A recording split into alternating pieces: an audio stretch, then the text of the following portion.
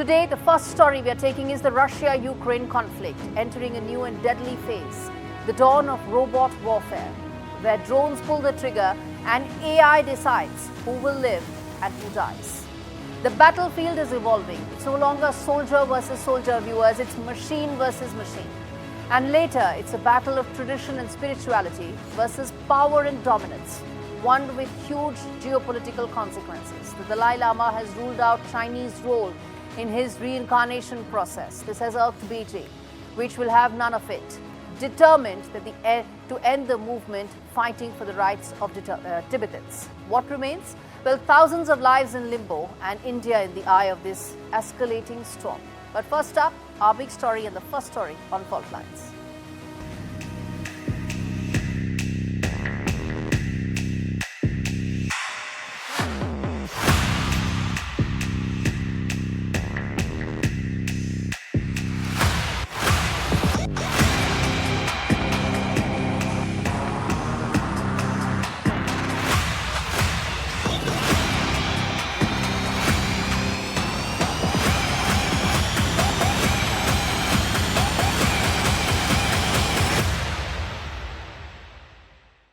Viewers, the rules of the battlefield are changing. It's 2025 and the Russia-Ukraine war has now morphed into unlike anything else that you've seen so far.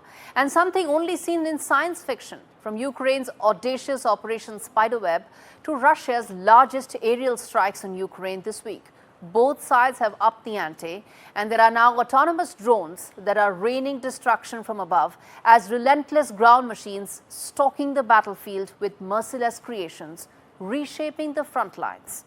At a time when both sides are facing a massive human toll, robots are no longer just about saving lives, but also about sustaining a war with no end in sight whatsoever. This report dives into the chaos where cutting-edge technology meets the raw brutality of war. Science fiction could soon become reality. The age of War 2.0 is here, the future of global warfare, battlefields gone digital, no more lives lost on the front lines, but rather swarms of drones guided by AI-driven algorithms who call the shots and pull the trigger. This week saw a major escalation in the Russia-Ukraine war, where Moscow hit Kyiv with its largest attack till date, all driven by drones. Russia hit Ukraine with 537 drones and missiles, destroying critical infrastructure while killing dozens. Ukraine did not take it lying back, launching its deepest strikes into Russia, again driven largely by drones, striking facilities 1,000 kilometers from the front lines. This latest assault highlights a new era, no longer soldier versus soldier, but machine versus machine. Cheaper and easier to produce than missiles, from kamikaze to reconnaissance drones, they are redefining the rules of warfare. Ukraine had developed a sizable drone industry, roughly 200 companies producing aerial drones, others producing land and sea-based unmanned vehicles. Ukrainian makers just delivered the first batch of 1,000 all-Ukrainian first-person view drones. But the most deadly amongst them is the feared Baba Yaga heavy drone bombers, capable of hitting moving targets with 250 kilograms munitions. Kyiv reportedly manufactured 30,000 such bomber drones last year. Yet, Moscow is not far behind. Russia is mass-producing attack drones at record rates, raining fear across Ukrainian cities. Reports suggest Moscow has launched nearly 20,500 attacks and decoy drones in 2025 so far, launching roughly 1,000 per week. Key weapons in Moscow's arsenal: the Shahid drone imported from Iran, adapted by Russia, capable of 40 kilograms of highly explosive payload. Drone pilots are now replacing soldiers as AI takes over the battlefield, a chilling glimpse into how wars may be fought in the future. The Russia-Ukraine conflict is no longer a battle for territory, but a testbed for the future of warfare. With Disha Bakchi, Bureau Report, NDTV World.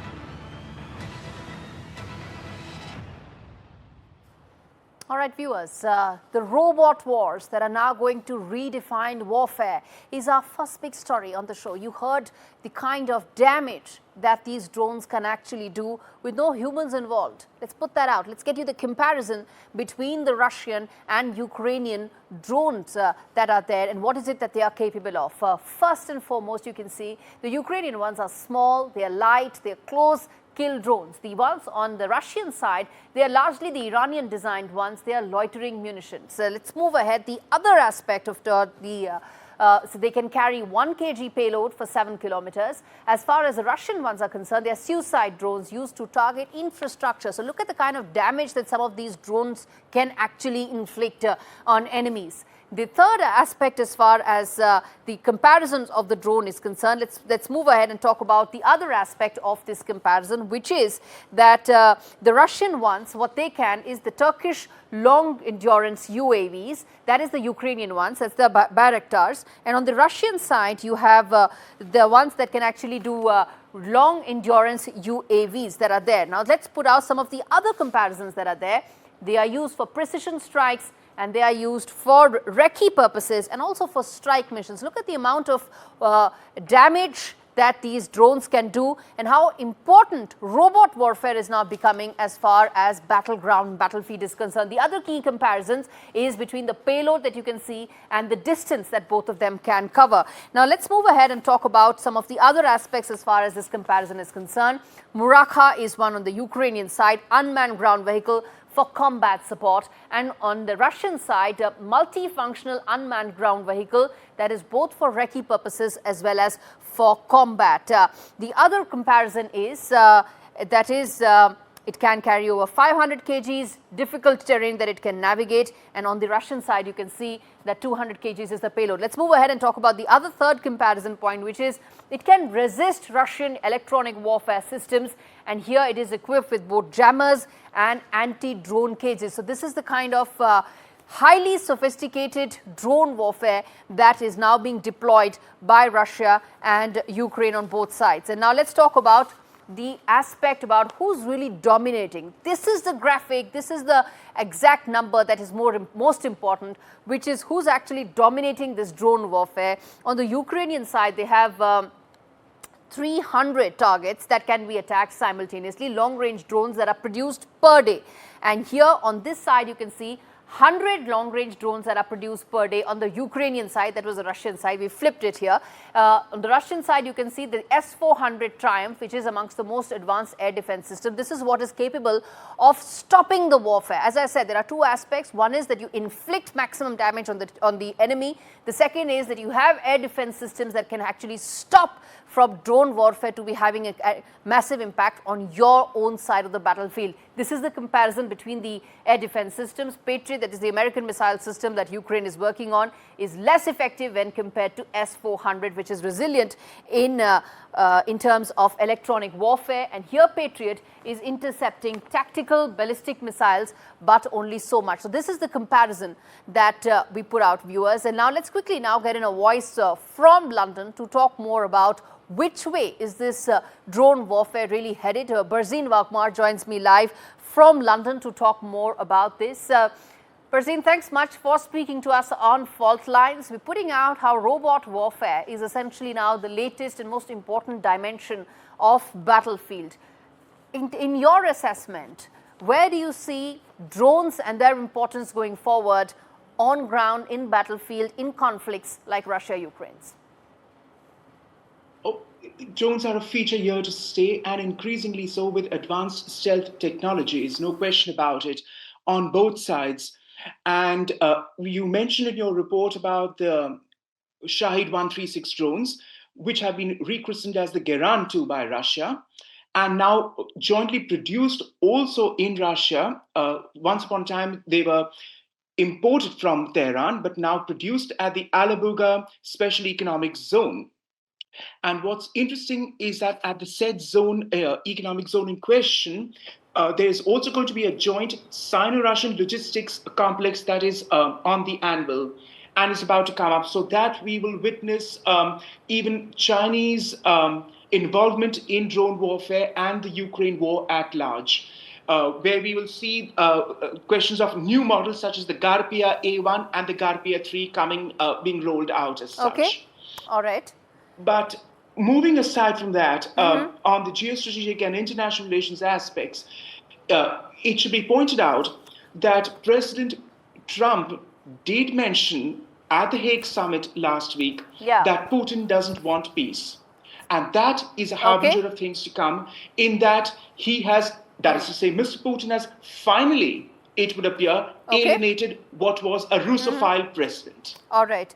Which brings me to ask you about, as far as drone warfare is concerned, for long-drawn conflicts like Russia-Ukraine, where at the end of the day, there's only so much of human toll that can be taken by any country, these drones can actually make you shift. The warfare, the conflict could actually take a very deadly and serious turn, because now you're not talking about human tolls, you're just talking about electronic warfare ensuring maximum damage, and that could mean that the conflict could go on longer than what many would imagine. It could, and it could lead to increased attrition. And that is precisely what is happening, because it ties in with what is Russia's depletion and degradation of military advantage on the field. I mean, just consider the fact, since the war, Russia has lost 1 million, at least, 250,000 casualties, 21,500 armored fighting vehicles, 41,000 assaulted vehicles, 24,500 artillery pieces, and 370 aircraft, not to mention quite a significant dent also in its strategic nuclear bomber fleet. Then there's the question of the human element, although mechanics and drones and other sophisticated technologies come into it. Well, it does come to the picture when you consider what Russian conscripts are. Right. It is abysmal if one looks at the situation, because you have barely 18 and 19-year-olds who don't know how to clean their rifles. And that is a patent fact, even acknowledged by the Russians. This is not propaganda put out by the West. They have barely training for 1 or 2 weeks. And insofar as the tanks are concerned, the artillery, they do not even have time for basic tank training as joint platoons as such. Right. And they're just simply being thrown as fodder into the theater of war. And what about logistics going up to the front line? Yes. 33% of Russian railway stock still is of Soviet vintage rolling stock. I mean, even after 30 plus years of the dissolution of the USSR. Right. All right. So that's an important fact you're pointing out. Hopefully there'll be less cannon fodder, so to say, as far as people on both sides are concerned. Human toll could be less, and that could potentially mean more conflict going forward. Barzin Bagmar joining us live from London. Thanks much on that perspective. Viewers, bottom line as far as this aspect of warfare is concerned is that it's over 1,200 days since the war began. Russia has reportedly lost a third of its total armed forces. 1 million soldiers killed, severely depleting its troops. In Ukraine, 100,000 Ukrainian soldiers have been killed, maybe more, 10% of its total forces. One believes the number could be much higher than that. Both sides are struggling due to lack of troops and resources, making drones an alluring option. But the big question remains, at a time when the world is looking to end the war, which is already 3 years plus, both Kiev and Moscow are looking at ways to extend this conflict, with the drone industry thriving, racing to make the perfect killing machines, cheap and easy to mass produce. Drones ensure that this war could go on indefinitely, stalling true stocks further, making weapons manufacturers richer.